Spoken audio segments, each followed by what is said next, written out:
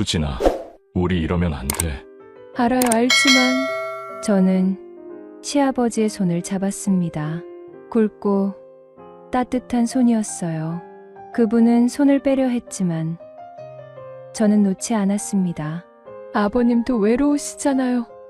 저도 너무 외로워요. 제 목소리가 떨렸습니다. 눈물이 흘러내렸어요. 시아버지는 긴 한숨을 내쉬더니 제 어깨를 천천히 끌어안았습니다. 이건 잘못된 거야. 알아요. 하지만 오늘 밤만. 더 이상 말이 필요 없었습니다. 촛불이 흔들리는 어둠 속에서 우리는 넘어서는 안 될 선을 넘었습니다. 시아버지의 손이 제 등을 쓰다듬을 때 저는 오랜만에 여자로서 숨을 쉬고 있다는 걸 느꼈어요. 그분의 체온이, 숨결이, 온기가 모든 게 남편과는 달랐습니다. 더 뜨거웠어요. 죄책감과 쾌락이 뒤섞인 그 밤. 저는 처음으로 제 안의 욕망을 마주했습니다. 빗소리가 창문을 두드렸고 우리는 서로를 놓지 못했습니다. 그날 밤 이후 제 인생은 완전히 달라졌습니다. 구독과 좋아요로 채널을 응원해 주시면 황혼열차의 새로운 실제 사연을 빠르게 들으실 수 있습니다. 그럼 오늘의 사연 시작하겠습니다. 남편 민수가 교통사고로 세상을 떠난 건 제 나이 35이었을 때였습니다. 그날 밤 응급실 복도에서 들었던 의사의 말이 아직도 귓가에 맴돕니다. 유가족 되시는 분 안으로 들어오세요. 그 한마디에 제 인생이 무너졌어요. 장례를 치르고 나서 일주일쯤 지났을 때 시아버지께서 전화를 주셨습니다. 수진아, 민호 데리고 우리 집으로 와. 혼자 애 키우면서 일하기 힘들잖아. 아버님, 괜찮아요. 저 일 구했어요. 무슨 소리야. 내가 요양보호사 일 하면서 애 키우는 거 내가 뻔히 아는데. 이리 와. 우리 같이 살자. 시아버지의 목소리는 단호했습니다. 사실 저는 막막했어요. 월세방에서 아들과 단둘이 지내며 밤낮으로 일해도 생활비가 빠듯했거든요. 민호는 겨우 8살이었고 학원은커녕 제대로 된 저녁밥도 못 챙겨주는 날이 많았습니다. 그럼 폐를 끼치는 건데 무슨 폐야. 너도 내 가족이고 민호는 내 손자잖아. 어서 짐 싸. 그렇게 저는 아들과 함께 시아버지의 집으로 들어갔습니다. 정석 시아버지는 63세 은퇴한 체육교사였어요. 할머니는 제가 민수와 결혼하기 전에 돌아가셔서 시아버지는 오래전부터 혼자 사셨습니다. 집은 생각보다 컸습니다. 조용한 주택가에 자리한 2층 단독주택이었어요. 시아버지는 1층 안방을 쓰고 계셨고 2층에 방 2개를 저와 민호에게 내주셨습니다. 여기가 내 방이고 옆방이 민호 방이야. 불편한 거 있으면 언제든 말해. 아버님, 정말 감사합니다. 됐어. 이제 우리 가족끼리 사는 건데 뭘. 밥은 내가 할 테니까 넌 일이나 잘하고 와. 시아버지는 무뚝뚝해 보였지만 따뜻한 사람이었습니다. 첫날 저녁, 시아버지가 차린 저녁상을 보고 저는 깜짝 놀랐어요. 된장찌개, 제육볶음, 시금치나물, 계란말이까지. 혼자 사신 분이라고는 믿기지 않을 만큼 정갈한 밥상이었습니다. 민호야, 많이 먹어. 할아버지가 내 좋아하는 거 다 만들었어. 와, 맛있어요. 할아버지. 민호는 숟가락을 들고 신나게 먹었습니다. 그 모습을 보는 시아버지의 얼굴에 미소가 번졌어요. 그 미소를 보는 순간 제 가슴이 먹먹해졌습니다. 아, 민수가 살아있었다면. 남편 생각이 나자 목이 메었습니다. 저는 고개를 숙이고 밥을 떴어요. 수진아, 괜찮아? 시아버지가 조심스럽게 물었습니다. 네, 괜찮아요. 그냥 맛있어서요. 거짓말이었습니다. 괜찮을 리가 없었어요. 하지만 저는 웃어 보였습니다. 시아버지 앞에서 우는 건 실례라고 생각했거든요. 그날 밤, 저는 2층 제 방에서 창밖을 바라보고 있었습니다. 달빛이 마당에 내려앉아 있었어요. 문득 아래층에서 텔레비전 소리가 들렸습니다. 시아버지가 뉴스를 보고 계신 모양이었어요. 혼자 저렇게 지내시는구나. 시어머니가 돌아가신 지도 벌써 10년이 넘었다고 들었습니다. 그동안 시아버지는 혼자 이 큰 집을 지키며 살아오셨던 거예요. 문득 그분도 외로우시겠다는 생각이 들었습니다. 다음 날 아침, 제가 일찍 일어나 부엌으로 내려갔을 때 시아버지는 이미 아침을 준비하고 계셨습니다. 아버님, 제가 할게요.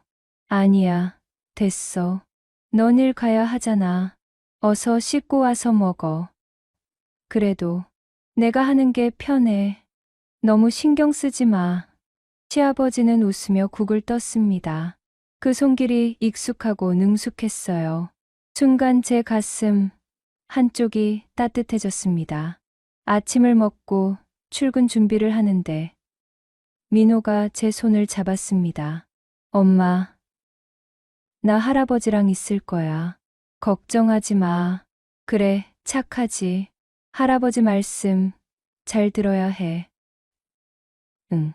민호는 씩씩하게 대답하고는 시아버지에게 달려갔습니다. 시아버지는 민호의 머리를 쓰다듬으며 웃고 계셨어요. 그 모습을 보면서 저는 문득 이상한 감정을 느꼈습니다. 아버님, 정말 좋은 분이시네. 그건 단순한 감사함이 아니었습니다. 뭐라 설명할 수 없는 묘한 떨림 같은 게 있었어요. 하지만 저는 그 감정을 애써 무시했습니다. 일주일쯤 지나자 저는 시아버지 집에 완전히 적응했습니다. 매일 아침 함께 식사를 하고 저녁이면 민호와 시아버지가 거실에서 장기를 두는 모습을 보며 설거지를 했어요. 평온한 일상이었습니다. 하지만 어느 날 밤, 저는 이상한 꿈을 꿨습니다. 꿈속에서 누군가 제 어깨를 감싸 안았어요. 그 품이 따뜻하고 넓었습니다. 남편인 줄 알았는데 돌아보니 시아버지였어요. 수진아, 괜찮아. 내가 있잖아. 꿈속에서 시아버지가 속삭였습니다. 그 목소리가 너무 다정해서 저는 그대로 몸을 맡겼어요. 그리고 저는 화들짝 놀라 잠에서 깼습니다. 심장이 미친 듯이 뛰고 있었어요. 온몸이 땀으로 젖어 있었습니다. 무슨 꿈을 꾼 거야? 저는 손으로 얼굴을 감쌌습니다. 부끄러웠어요. 시아버지를 그런 식으로 꿈에서 봤다는 게 믿기지 않았습니다. 미쳤나? 남편 잃고 1년밖에 안 됐는데. 저는 고개를 흔들었습니다. 그날 이후로 저는 시아버지와 눈을 마주치기가 어려워졌어요. 죄책감 때문이었습니다. 그런데 이상한 건 시아버지도 어느 순간부터 제 눈을 피하신다는 거였습니다. 식사 중에도 거실에서 마주쳐도 시선이 스치면 금방 돌려버리셨어요. 아버님도 뭔가 느끼시는 걸까? 그 생각을 하는 순간 제 가슴이 두근거렸습니다. 그건 두려움이었을까요? 아니면 기대였을까요? 저는 알 수 없었습니다. 어느 날 저녁, 제가 설거지를 하고 있을 때 시아버지가 부엌으로 들어오셨습니다. 수진아, 손 좀 다쳤니? 아, 네. 낮에 환자분 옮기다가 살짝 손가락에 밴드를 붙여놨는데 시아버지가 눈치채신 거였습니다. 어디 봐. 시아버지가 제 손을 잡았습니다. 그 순간 저는 숨이 멎는 것 같았어요. 시아버지의 손이 제 손을 감쌌을 때 온몸에 전류가 흐르는 것 같았습니다. 조심해야지. 요양보호사 일이 힘들잖아. 괜찮아요. 저는 얼른 손을 빼려 했지만 시아버지는 잠시 놓지 않으셨어요. 그 몇 초가 영원처럼 느껴졌습니다. 수진아, 네, 너무 무리하지 마. 내 건강이 제일 중요해. 시아버지의 목소리가 낮고 부드러웠습니다. 저는 그만 눈물이 핑 돌았어요. 고맙습니다, 아버님. 그날 밤, 저는 침대에 누워 천장을 바라봤습니다. 시아버지의 손길이 아직도 손에 남아있는 것 같았어요. 따뜻하고, 크고, 안전한 느낌. 이러면 안 되는데. 하지만 제 마음은 이미 흔들리기 시작하고 있었습니다.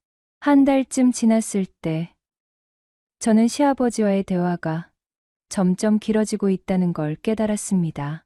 처음엔 그저 인사 정도였는데, 어느새 저녁 식사 후 거실에서 차를 마시며 이런저런 이야기를 나누게 됐어요. 수진아, 오늘 일은 어땠어? 힘들었어요.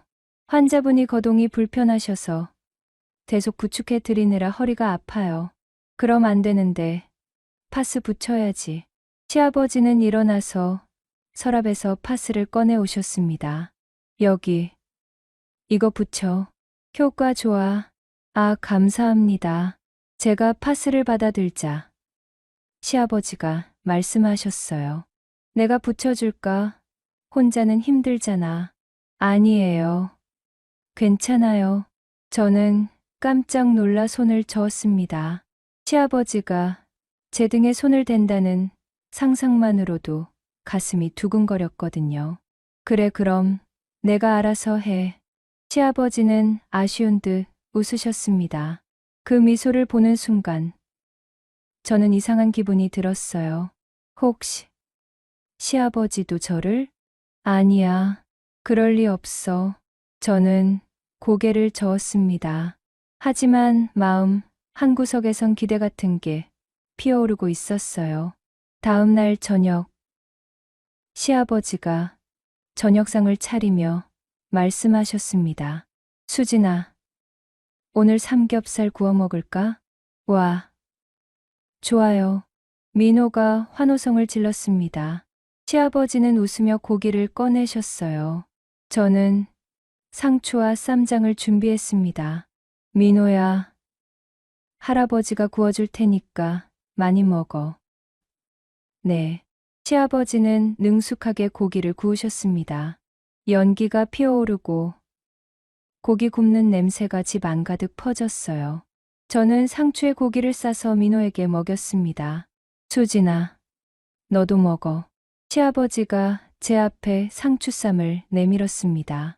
제가 먹으려 하자 시아버지가 직접 제 입에 넣어주셨어요.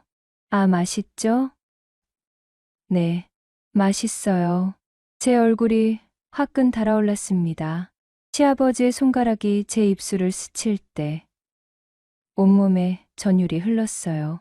시아버지도 잠시 멈칫하시더니 어색하게 웃으셨습니다. 민호 엄마 다 컸는데 내가 왜 이러지? 괜찮아요, 고마워요. 저는 고개를 숙였습니다.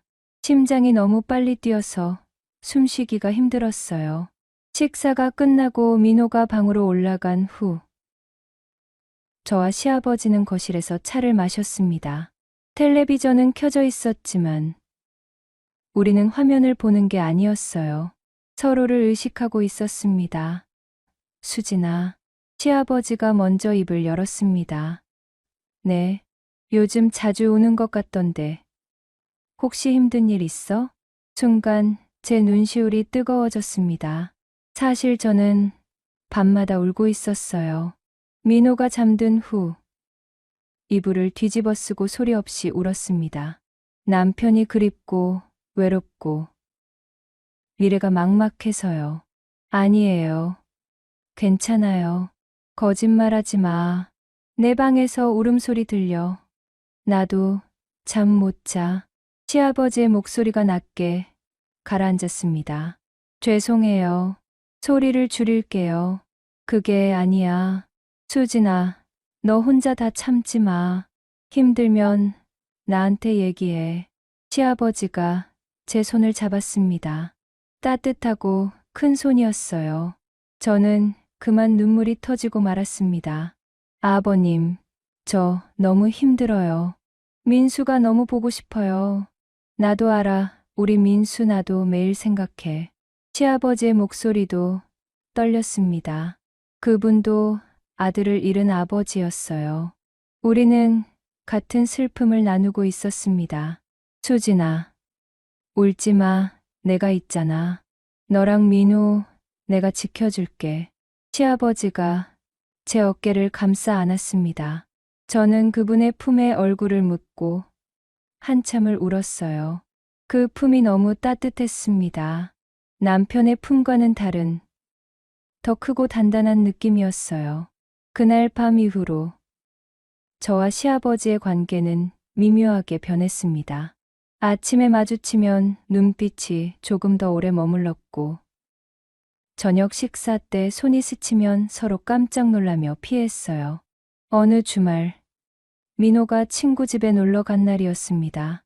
집에 저와 시아버지만 남았어요. 수진아, 점심 뭐 먹을까? 제가 만들게요. 뭐 드시고 싶으세요? 된장찌개 어때? 좋아요. 저는 부엌에서 된장찌개를 끓이고 시아버지는 거실에서 신문을 보고 계셨습니다. 평범한 오후였어요. 하지만 왠지 공기가 달랐습니다. 민호가 없으니 우리 둘만의 공간이라는 게 느껴졌어요. 수진아, 맛 좀 봐줄래? 저는 국자로 국물을 떠서 시아버지께 드렸습니다. 시아버지가 후 불어서 맛을 보셨어요. 딱 좋네. 우리 며느리 손맛 최고야. 과찬이세요. 저는 웃으며 고개를 숙였습니다. 그때 시아버지가 제 허리에 손을 올렸어요. 수진아. 네. 저는 숨을 멈췄습니다. 시아버지의 손이 제 허리를 감싸고 있었어요. 그 손이 뜨거웠습니다. 너 요즘 많이 야윈 것 같아. 밥 잘 먹어야 해. 네, 알았어요. 시아버지는 천천히 손을 떼셨습니다. 하지만 그 짧은 순간, 저는 온몸이 녹아내리는 것 같았어요. 점심을 먹고 설거지를 할 때, 시아버지가 옆에 오셨습니다. 내가 닦을게. 아니에요. 괜찮아요. 같이 하자. 시아버지는 행주를 들고 제 옆에 서셨어요. 좁은 부엌에서 우리는 어깨를 맞대고 설거지를 했습니다. 시아버지의 팔이 제 팔에 닿을 때마다 저는 심장이 터질 것 같았어요. 수진아. 네. 너 향수 바꿨어? 아니요, 그냥 로션만 발랐어요. 그래? 좋은 냄새 나는데. 시아버지가 제 쪽으로 몸을 기울였습니다. 그리고 제 목덜미 근처에서 숨을 들이마셨어요. 정말 좋은 냄새야. 아버님, 저는 깜짝 놀라 뒤로 물러났습니다. 시아버지도 화들짝 놀라며 손을 들었어요. 미안, 내가 실수했어. 너무 놀랐지? 아니에요. 괜찮아요. 하지만 괜찮지 않았습니다. 제 온몸이 떨리고 있었어요. 그건 두려움이 아니었습니다. 설렘이었어요. 그날 밤, 저는 잠을 이룰 수 없었습니다. 시아버지의 손길이, 숨결이, 목소리가 자꾸 떠올랐어요. 남편을 배신하는 것 같아 죄책감이 들었지만, 동시에 가슴 한쪽이 뜨겁게 타올랐습니다. 나 시아버지를 남자로 보고 있는 걸까? 그 생각을 하는 순간, 제 얼굴이 화끈 달아올랐습니다. 안 돼. 이러면 안 돼. 하지만 마음과 몸은 달랐습니다. 저는 이불을 뒤집어 쓰고 베개를 끌어안았어요. 그러다 문득 아래층에서 소리가 들렸습니다. 시아버지가 물 마시러 부엌에 내려오신 모양이었어요. 발소리가 들렸다가 다시 방으로 돌아가는 소리가 들렸습니다. 아버님도 잠 못 주무시는 건가? 저는 침대에서 일어나 창가로 갔습니다. 달빛이 마당을 비추고 있었어요. 문득 1층 안방에 불빛이 보였습니다. 시아버지도 깨어 계셨어요. 그날 밤, 우리는 같은 지붕 아래에서 서로를 생각하며 잠 못 이루고 있었습니다. 다음 날 아침, 식탁에서 마주친 시아버지의 눈가에 다크서클이 있었습니다. 저도 마찬가지였을 거예요. 수진아, 어젯밤 잘 잤어? 네, 아버님은요? 나도 잘 잤어. 거짓말이었습니다. 우리 둘 다 알고 있었어요. 하지만 아무도 먼저 말하지 않았습니다. 민호가 학교에 가고 제가 출근 준비를 할 때 시아버지가 현관까지 따라 나오셨습니다. 수진아, 조심해서 다녀와. 네. 아버님도 좋은 하루 보내세요. 제가 신발을 신고 일어서려는데 시아버지가 제 어깨에 손을 올렸습니다. 수진아, 네. 너 나한테 편하게 대해도 돼. 너무 조심스럽게 굴지 말고. 시아버지의 목소리가 부드러웠습니다. 저는 그분의 눈을 바라봤어요. 그 눈빛에는 뭔가 간절한 게 담겨 있었습니다. 네, 알겠어요. 저는 고개를 끄덕이고 집을 나섰습니다. 하지만 현관문을 닫는 순간 뒤에서 시아버지의 한숨 소리가 들렸어요. 그 한숨이 제 가슴을 파고들었습니다. 일주일쯤 더 지났을 때 저는 야근을 하게 됐습니다. 환자분이 갑자기 상태가 안 좋아져서 밤까지 남아 있어야 했어요. 아버님, 저 오늘 늦어요. 민호, 저녁 좀 챙겨주세요. 그래. 알았어. 조심해서 와. 밤 10시가 넘어서 집에 도착했을 때 집 안은 조용했습니다. 민호는 이미 잠들었고 거실에는 시아버지만 텔레비전을 보고 계셨어요. 왔어? 밥 먹었어? 아니요, 아직이요. 내가 남겨둔 게 있어. 데워 먹어. 시아버지는 일어나서 부엌으로 갔습니다. 저는 식탁에 앉아 있었어요. 피곤했습니다. 온몸이 저리고 아팠어요. 자, 먹어. 시아버지가 따뜻하게 데운 국과 밥을 내왔습니다. 저는 숟가락을 들었지만 손에 힘이 없었어요. 괜찮아? 네, 그냥 좀 피곤해요. 어깨 아프지? 내가 주물러 줄까? 아니에요. 괜찮아요. 하지만 시아버지는 이미 제 뒤로 와 계셨습니다. 그리고 제 어깨에 손을 올렸어요. 가만히 있어. 금방 풀어줄게. 시아버지의 손이 제 어깨를 주무르기 시작했습니다. 그 손길이 너무 좋았어요. 따뜻하고 힘있고 부드러웠습니다. 저도 모르게 신음이 새어나왔습니다. 시아버지의 손이 잠시 멈췄어요. 아파? 아니요, 시원해요. 그래? 그럼 계속할게. 시아버지의 손이 다시 움직였습니다. 어깨에서 목으로, 목에서 등으로.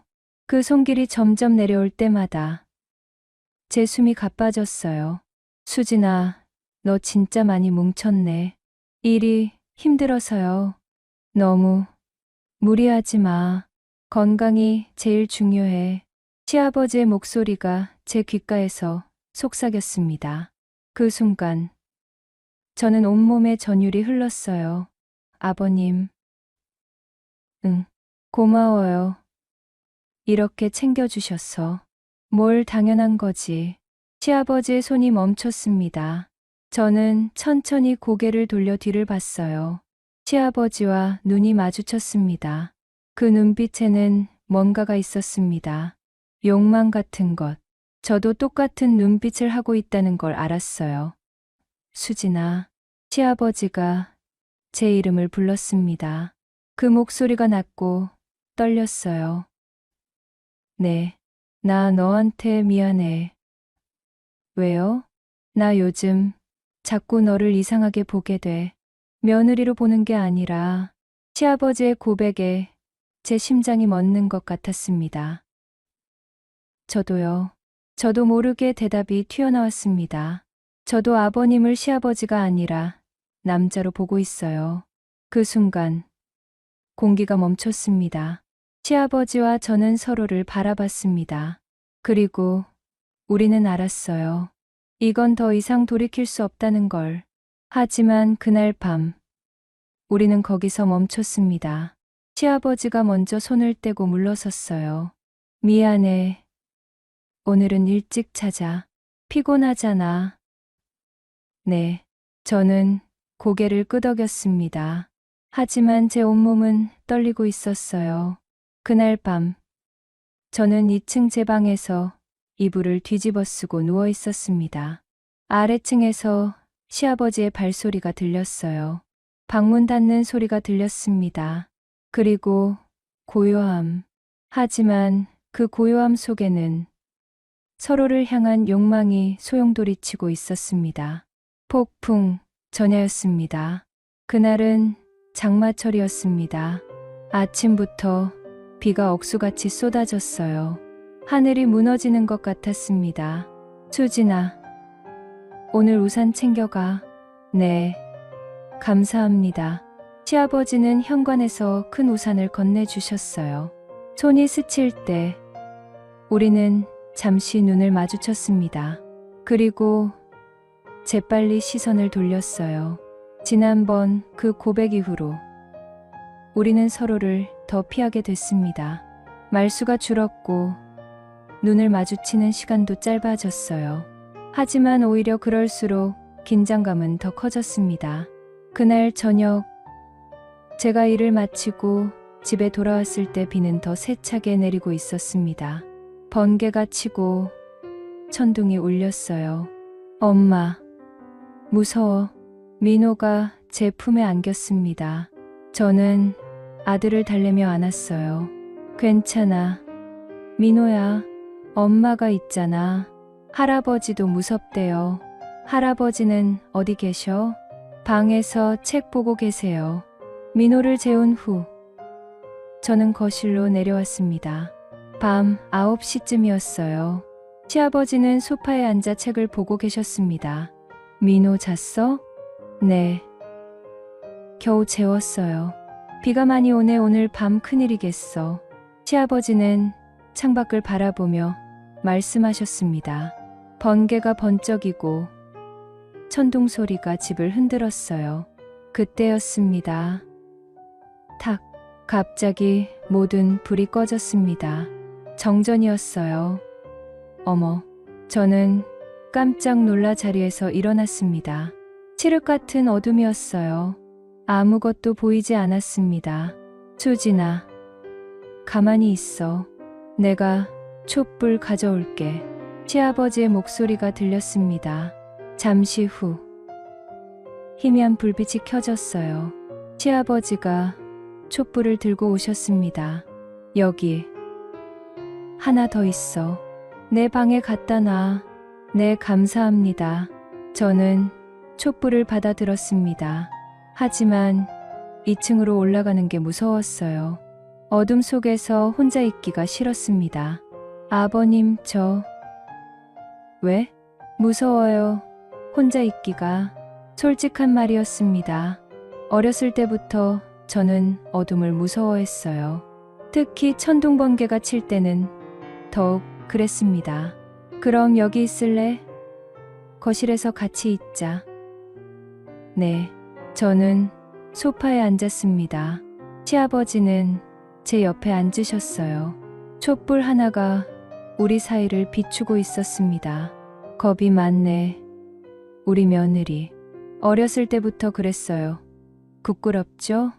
아니야. 귀여운 걸. 시아버지가 웃으셨습니다. 그 웃음소리가 제 가슴을 따뜻하게 했어요. 번개가 또 번쩍이고 천둥이 쳤습니다. 저는 깜짝 놀라 몸을 움츠렸어요. 괜찮아, 무섭지 않아. 시아버지가 제 어깨를 감싸주셨습니다. 그 손길이 든든했어요. 저는 자연스럽게 시아버지의 품에 기댔습니다. 아버님, 이렇게 있어도 돼요? 그래, 무서우니까. 우리는 그렇게 한동안 앉아 있었습니다. 빗소리만 창문을 두드렸어요. 촛불이 흔들렸습니다. 시아버지의 품은 너무 따뜻했습니다. 남편의 품과는 달랐어요. 더 크고, 더 단단하고, 더 안전한 느낌이었습니다. 수진아, 네, 너 나한테 기대도 돼. 혼자 다 감당하려 하지 마. 시아버지의 목소리가 낮게 깔렸습니다. 제 귀에 바로 닿을 정도로 가까웠어요. 고마워요, 아버님. 나도 너한테 고마워. 내가 있어서 이 집이 따뜻해. 시아버지의 팔이 제 허리를 감쌌습니다. 저는 숨을 멈췄어요. 심장이 미친 듯이 뛰었습니다. 아버님, 미안, 놓을게. 아니요. 저는 시아버지의 손을 잡았습니다. 놓지 마세요. 이대로 있어요. 그 순간 공기가 변했습니다. 시아버지가 천천히 제 얼굴을 돌려 마주보게 했어요. 촛불빛에 비친 그분의 얼굴이 보였습니다. 눈빛이 뜨거웠어요. 수진아, 우리 이러면 안 돼. 알아요. 돌이킬 수 없어. 알아요. 하지만 저는 시아버지의 가슴에 손을 올렸습니다. 심장이 빠르게 뛰는 게 느껴졌어요. 저도 너무 외로워요. 아버님도 외로우시잖아요. 수진아, 시아버지의 목소리가 떨렸습니다. 오늘 밤만 우리 그냥 사람으로 만나요. 시아버지도 며느리도 아닌 그냥 외로운 남자와 여자로. 제 목소리도 떨렸습니다. 눈물이 흘러내렸어요. 시아버지는 한참을 저를 바라봤습니다. 그리고 천천히 제 뺨을 감싸 안았어요. 수진아, 정말 괜찮겠어? 네, 오늘만 아버님께 기대고 싶어요. 그 순간 시아버지가 제 입술에 입을 맞췄습니다. 부드럽고 천천히, 조심스럽게. 저는 눈을 감았습니다. 온몸이 녹아내리는 것 같았어요. 남편 이후로 처음 느끼는 남자의 키스였습니다. 키스가 깊어졌습니다. 시아버지의 손이 제 등을 쓰다듬었고 제 손은 그분의 목을 감쌌어요. 신음이 새어나왔습니다. 시아버지가 잠시 멈추고 제 얼굴을 봤어요. 좋아요. 수진아. 시아버지가 저를 안아 올렸습니다. 그리고 천천히 1층 안방으로 걸어갔어요. 침대에 조심스럽게 저를 눕히고 시아버지가 제 옆에 누웠습니다. 촛불 하나가 침대 옆 탁자에 놓여 있었어요. 수진아, 마지막으로 묻는다. 정말 괜찮아? 네, 아버님, 저 진짜 괜찮아요. 저는 시아버지의 손을 잡고 제 가슴에 올렸습니다. 심장이 뛰는 게 느껴졌을 거예요. 저도 아버님을 원하고 있어요. 그 말에 시아버지의 눈빛이 변했습니다. 욕망이 타올랐어요. 수진아, 나 참을 수가 없어. 참지 마세요. 시아버지가 제 옷을 벗기기 시작했습니다. 천천히, 조심스럽게, 마치 소중한 보물을 다루듯이. 아름다워, 너무 아름다워. 시아버지의 속삭임에 제 얼굴이 화끈 달아올랐습니다. 남편도 이런 말은 안 했는데 시아버지는 저를 보는 눈빛이 달랐어요. 아버님도.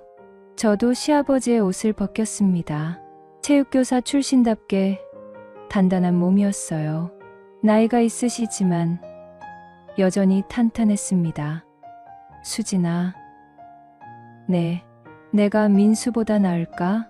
순간 제 가슴이 먹먹해졌습니다. 시아버지도 불안해하고 계셨던 거예요. 돌아가신 아들과 비교되는 게. 비교할 수 없어요. 아버님은 아버님이세요. 저는 시아버지의 얼굴을 감싸 안고 키스했습니다. 그날 밤 우리는 서로를 탐했습니다. 조심스럽게, 하지만 열정적으로. 아버님, 수진아, 나 너무 좋아. 시아버지의 손길이 제 온몸을 훑었습니다.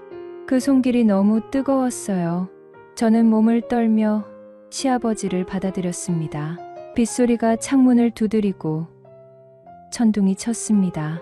하지만 그 소리보다 더 큰 건 우리의 숨소리와 신음이었어요. 우리는 서로를 끌어안고 절정에 올랐습니다. 그 순간 세상이 멈춘 것 같았어요. 한참 후 우리는 서로의 품에 안겨 숨을 고르고 있었습니다. 시아버지가 제 머리를 쓰다듬었어요. 수진아, 후회 안 해? 모르겠어요. 하지만 오늘 밤은 행복했어요. 나도. 시아버지가 저를 꼭 안았습니다. 수진아, 미안해. 내가 너를 지켜줘야 하는데 오히려. 아니에요. 제가 먼저 다가갔잖아요. 저도 원했어요. 우리는 그렇게 한참을 누워 있었습니다. 촛불이 점점 꺼져가고 있었어요. 아버님. 응. 이제 어떻게 하죠? 모르겠어. 하지만 내가 후회하지 않게 내가 책임질게. 책임이라뇨? 우리 계속 같이 살 수 있잖아. 민호도 있고 가족으로. 저는 아무 말도 할 수 없었습니다. 가족으로 남으면서 이런 관계를 계속할 수 있을까요? 수진아, 너만 괜찮다면 우리 가끔씩 이렇게. 시아버지의 말이 끝나기 전에 저는 고개를 끄덕였습니다. 네, 저도 아버님이 필요해요. 그날 밤 우리는 금단의 선을 넘었습니다. 그리고 돌이킬 수 없는 관계로 빠져들었습니다. 그날 이후 우리의 일상은 표면적으로는 아무것도 변하지 않았습니다. 아침이면 함께 식사를 하고 저는 출근하고 시아버지는 민호를 돌봤어요. 저녁이면 세 식구가 모여 밥을 먹었습니다. 하지만 모든 게 달랐습니다. 시아버지와 눈이 마주칠 때마다 그날 밤이 떠올랐어요. 손이 스칠 때마다 전율이 흘렀습니다. 밤이 되면 가슴이 두근거렸어요. 엄마, 왜 자꾸 할아버지 쳐다봐? 어느 날 민호가 물었습니다. 저는 깜짝 놀라 손을 저었어요. 아니야. 엄마가 언제? 아까도 계속 봤잖아. 할아버지도 엄마 계속 봐. 그냥 할아버지가 식사 잘하시나 보는 거야. 이상해.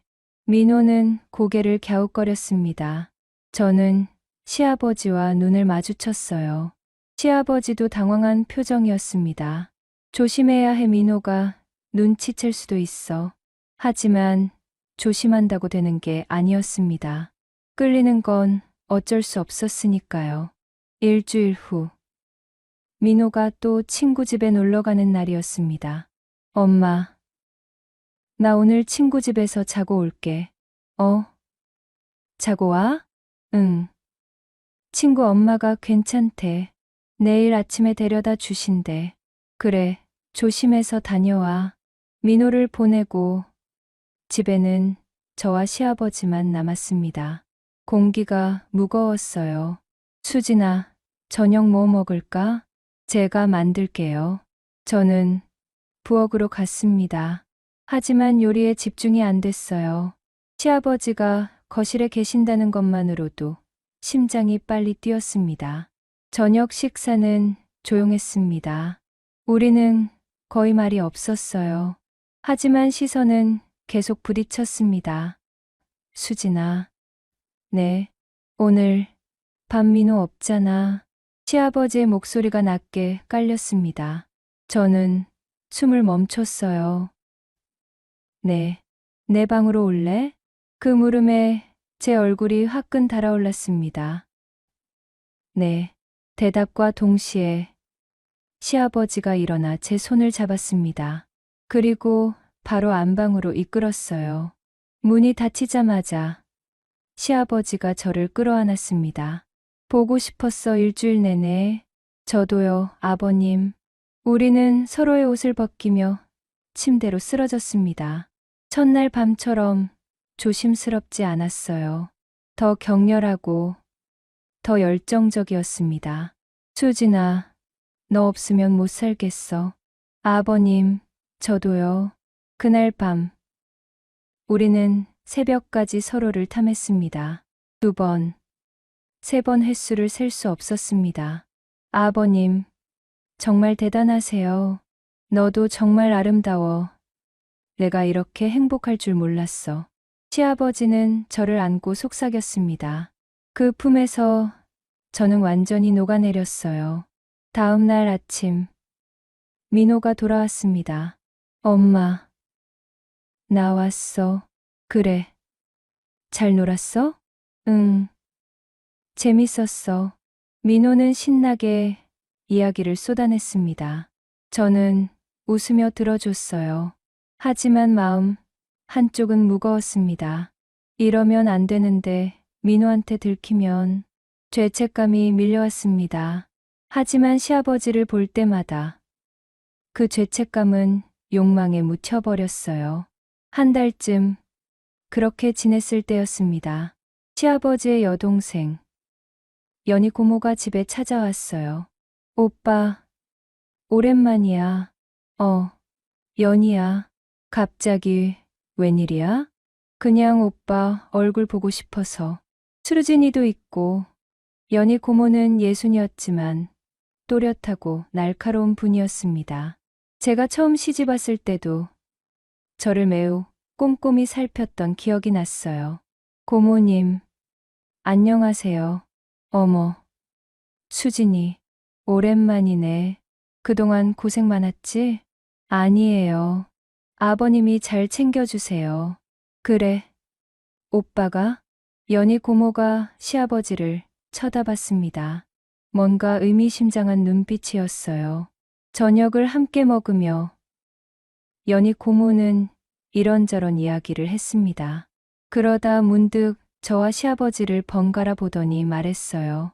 오빠, 수진이랑 사이 좋네. 그럼 가족인데 당연하지. 그래. 근데 오빠 표정이 예전이랑 달라. 뭔가 밝아졌어. 순간 제 가슴이 철렁했습니다. 시아버지도 살짝 당황하는 기색이 역력했어요. 그냥 수진이랑 민호가 와서 집이 활기차서 그래. 그런가.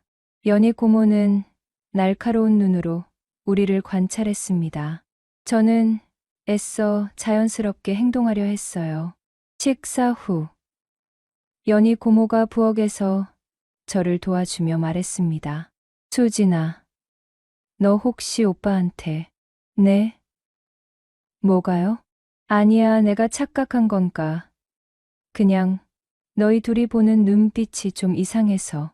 제 손이 떨렸습니다. 설거지하던 그릇을 거의 떨어뜨릴 뻔했어요. 고모님, 무슨 말씀이세요? 수진아, 나 좀 봐. 연희 고모가 제 어깨를 잡았습니다. 그리고 정면으로 저를 바라봤어요. 너 우리 오빠 좋아하는 거 아니야? 저는 아무 말도 할 수 없었습니다. 얼굴이 새하얗게 질렸어요. 역시 그렇구나, 수진아. 정신 차려. 오빤 내 시아버지야. 고모님, 저 이미 시작했어? 연희 고모의 목소리가 낮아졌습니다. 저는 고개를 숙였어요. 눈물이 떨어졌습니다. 대답 안 해도 알아. 너희 둘 눈빛만 봐도 뻔해. 죄송해요. 저희 잘못했어요. 수진아, 너 민호 생각은 해봤어? 나중에 들키면 어떻게 하려고? 연희 고모의 말에 제 가슴이 찢어지는 것 같았습니다. 그리고 오빤, 아들 잃고 얼마나 힘들었는데 며느리까지 이러면 어떡해? 고모님, 하지만 저희도 외로웠어요. 외로우면 다야? 세상에 외로운 사람 많아. 그렇다고 다 일어나? 연희 고모의 목소리가 차가웠습니다. 그때 시아버지가 부엌으로 들어왔습니다. 연희야, 무슨 얘기하는 거야? 오빠, 나 좀 보자. 연희 고모는 시아버지를 거실로 데려갔습니다. 저는 부엌에 남아 몸을 떨었어요. 거실에서 연희 고모의 목소리가 들렸습니다. 오빠, 정신 차려. 수진이가 며느리야, 며느리. 연희야, 나도 알아 하지만은 무슨. 민수가 죽고 얼마나 됐다고. 며느리랑 이러면 어떡해. 나도 참으려 했어 하지만 우리 둘 다 너무 외로웠어. 외로움으로 이런 짓을 해? 민호가 알면 어떡하려고? 시아버지는 아무 말도 하지 못했습니다. 오빠, 내가 말할게. 이거 당장 끝내. 안 그러면 내가 수진이 데리고 나갈 거야. 연희야, 오빠를 위해서야.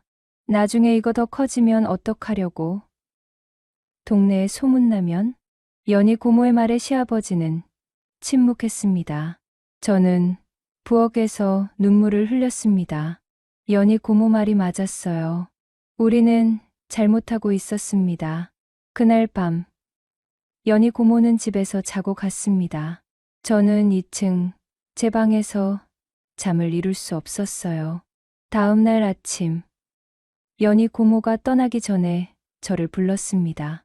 수진아, 너 잘 생각해봐. 민호 인생이 달렸어. 내 인생도. 네, 알겠습니다. 그리고 오빠는 내가 책임져야 할 사람이 아니야. 시아버지야. 잊지 마. 연희 고모는 떠났습니다. 그날 이후 저와 시아버지는 거리를 두기 시작했습니다. 대화가 줄었고 눈도 마주치지 않았어요. 하지만 밤이 되면 견딜 수가 없었습니다. 일주일쯤 지났을 때 시아버지가 제 방문을 두드렸습니다. 수진아, 자니? 아니요. 문이 열리고 시아버지가 들어왔습니다. 달빛에 비친 시아버지의 얼굴이 보였어요. 수진아, 나 못 참겠어. 아버님, 우리 그러면 안 돼요. 알아 하지만 너 없으면 못 살겠어. 시아버지가 제 손을 잡았습니다. 그 손이 떨리고 있었어요. 아버님, 연희 고모님 말씀이 맞아요. 우리 민호 생각해야 해요. 알아, 다 알아 하지만 시아버지가 저를 끌어안았습니다. 저도 시아버지를 안았어요. 우리는 한참을 그렇게 서 있었습니다. 수진아, 미안해. 내가 널 이렇게 만들었어. 아니에요. 제가 먼저 다가갔잖아요. 우리 어떻게 하지? 저는 아무 말도 할 수 없었습니다. 대답이 없었으니까요. 그날 밤, 우리는 다시 한번 서로를 탐했습니다. 하지만 이번엔 달랐어요. 슬픔이 섞여 있었습니다. 수진아, 사랑해. 시아버지가 속삭였습니다. 처음으로 하는 고백이었어요. 저도 사랑해요, 아버님. 저도 대답했습니다. 눈물을 흘리며 우리는 알고 있었습니다. 이게 끝이 될 수도 있다는 걸. 하지만 그날 밤만큼은 우리는 서로를 놓을 수 없었습니다. 새벽이 왔고 시아버지는 제 방을 나갔습니다. 저는 창밖을 바라봤습니다. 동이 트고 있었어요. 이제 정말 끝내야 하나? 하지만 제 마음은 이미 시아버지에게 가 있었습니다. 돌이킬 수 없을 만큼. 한 달이 더 지났습니다. 저와 시아버지는 여전히 같은 지붕 아래 살고 있었어요. 하지만 예전과는 달랐습니다. 우리는 서로를 피했습니다.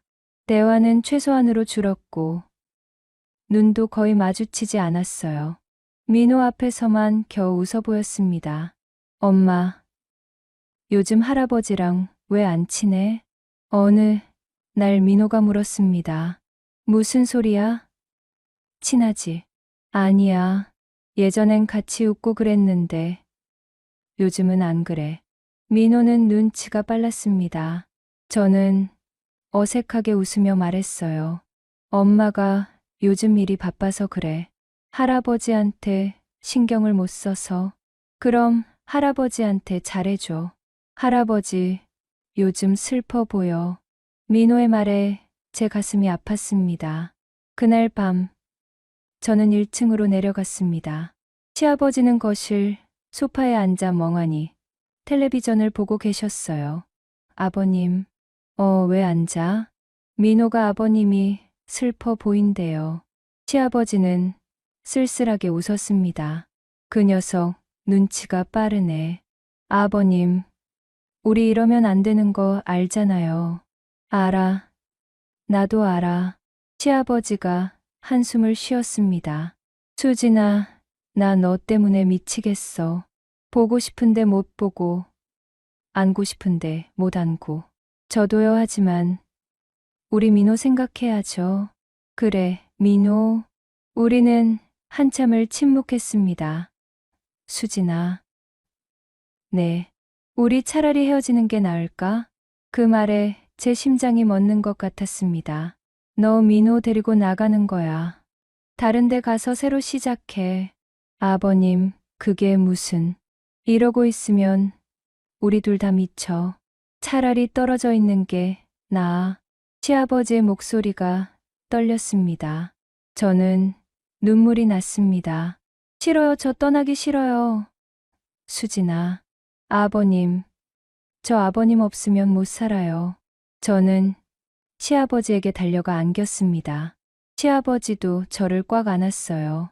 나도 너 없으면 못 살아 하지만 이렇게 살 수는 없잖아. 우리는 서로를 안고 한참을 울었습니다. 그날 밤 우리는 다시 한번 서로를 확인했습니다. 이별을 앞둔 사람들처럼 절박하게. 수진아, 너 정말 사랑해. 저도 아버님 정말 사랑해요. 새벽까지 우리는 서로를 놓지 않았습니다. 다음 날 저는 결심했습니다. 민호와 함께 이 집을 떠나기로. 아버님, 저 다음 주에 이사 갈게요. 그래, 잘 생각했어. 시아버지는 담담하게 말씀하셨습니다. 하지만 눈가가 붉었어요. 방은 구했어? 내 예전에 살던 동네에 작은 원룸 하나 구했어요. 그래, 짐은 내가 도와줄게. 감사합니다. 우리는 더 이상 말하지 않았습니다. 일주일이 빠르게 지나갔습니다.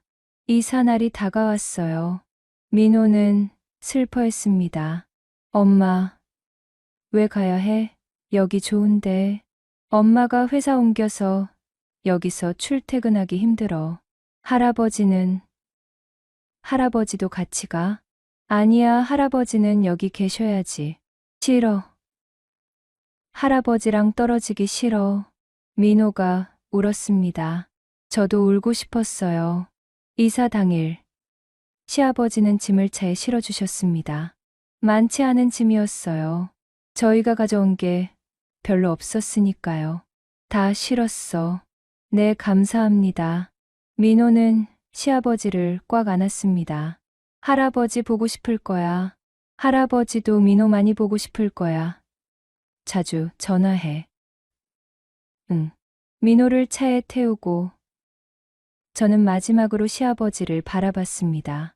아버님, 그동안 정말 감사했습니다. 나야말로 수진아, 너 덕분에 행복했어. 시아버지의 눈에 눈물이 맺혔습니다. 아버님, 가 늦었어. 저는 차에 탔습니다. 시동을 걸고 천천히 출발했어요. 백미러로 시아버지를 봤습니다. 그분은 그 자리에 서서 손을 흔들고 계셨어요. 저도 눈물을 흘리며 손을 흔들었습니다. 차가 멀어지고 시아버지의 모습이 점점 작아졌습니다. 그리고 사라졌습니다. 엄마, 울어? 아니야, 먼지 들어가서. 저는 눈물을 닦았습니다. 새 집에 도착했습니다. 작은 원룸이었어요. 시아버지 집에 비하면 정말 좁았습니다. 엄마, 여기서 살아? 응. 우리 둘이면 충분해. 할아버지 집이 더 좋은데. 민호는 시무룩했습니다. 그날 밤, 민호를 재우고 저는 창밖을 바라봤습니다. 달이 떠 있었어요. 문득 핸드폰이 울렸습니다. 시아버지였습니다. 여보세요? 수진아, 잘 도착했어? 네, 도착했어요. 민호는? 잤어요. 그래, 다행이다. 잠시 침묵이 흘렀습니다. 수진아. 네. 나 너 없으니까 집이 너무 텅 빈 것 같아. 시아버지의 목소리가 떨렸습니다. 저도요, 아버님. 수진아, 우리 진짜 잘한 거 맞지? 모르겠어요. 하지만 이게 맞는 것 같아요. 그래, 맞겠지. 시아버지가 한숨을 쉬었습니다. 수진아, 행복해야 해. 민호도 잘 키우고 내 아버님도 건강하세요. 그래, 끊을게. 네. 전화가 끊겼습니다. 저는 핸드폰을 꽉 쥐고 울었습니다. 그렇게 한 달이 지났습니다. 저는 새 직장에서 일하며 민호를 키웠어요. 바쁘게 살았습니다. 생각할 틈을 주지 않으려고. 하지만 밤이 되면 시아버지 생각이 났습니다. 그분의 품위, 목소리가, 온기가 그리웠어요. 어느 주말 민호가 말했습니다. 엄마, 할아버지 보러 가자. 민호야, 할아버지 바쁘셔. 전화했는데 안 바쁘대. 보고 싶대. 민호의 말에 제 가슴이 뛰었습니다. 시아버지를 다시 볼 수 있다고? 그래, 가자. 할아버지 보러. 다음 날 저와 민호는 시아버지 집으로 갔습니다. 초인종을 눌렀습니다. 문이 열렸어요. 할아버지, 민호가 달려가 안겼습니다. 민호야, 많이 컸네. 시아버지가 민호를 안으며 웃었습니다. 그리고 저를 봤어요. 수진아, 왔구나. 네, 아버님. 우리는 눈을 마주쳤습니다. 한 달 만이었어요. 그 짧은 시간이 영원처럼 느껴졌습니다. 들어와, 밥 먹고 가. 네. 집 안은 예전 그대로였습니다. 하지만 뭔가 쓸쓸해 보였어요. 저녁을 함께 먹었습니다.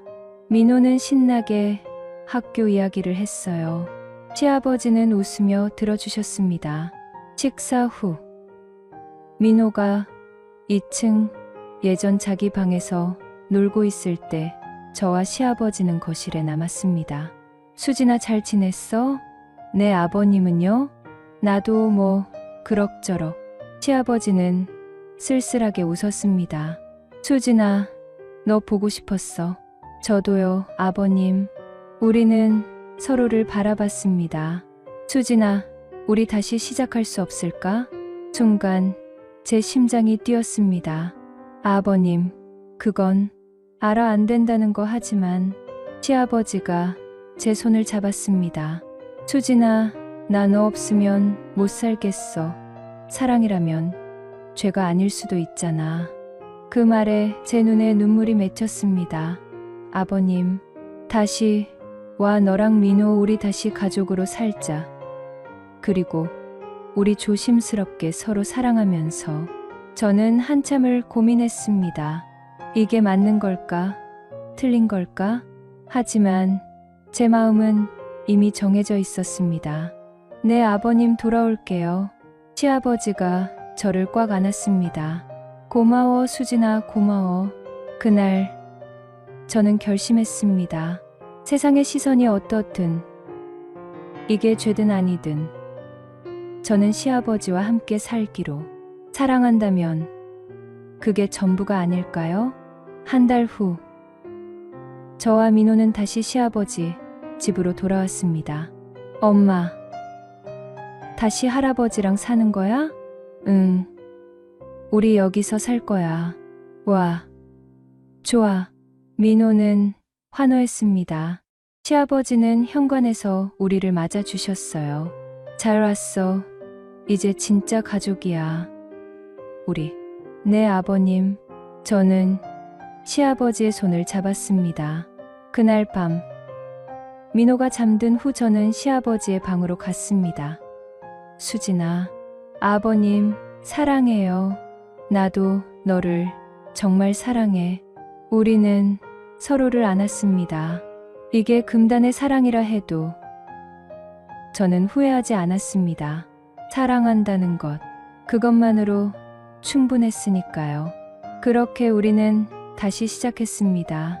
세상 모르게, 조용히, 하지만 뜨겁게 황혼의 두 사람, 금단의 사랑을 이어가며 오늘 사연은 여기까지입니다.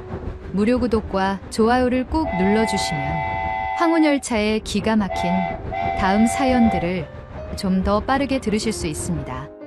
그럼 오늘도 건강하고 행복하세요.